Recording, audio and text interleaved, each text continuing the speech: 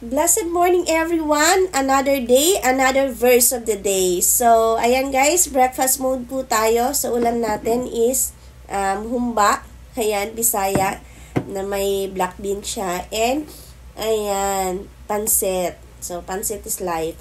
So, ayan, by the way guys, meron po pala tayong today's verse ngayon. Ang buong dingding ng templo, maging sa dakong kabanal-banalan at sa dakong banal ay may ukit na mga kerubin, punong palma at mga bulaklak. Ang sahig templo buhat sa dakong kabanal-banalan hanggang sa dakong banal ay may balot na gintong lantay. Unang Mga Hari 6, chapter 29 to 30. So, ayan, that's all for today. So, sana po yung ating verse for today, makapagbibigay po siya ng enlightenment sa atin sa buong araw na ito.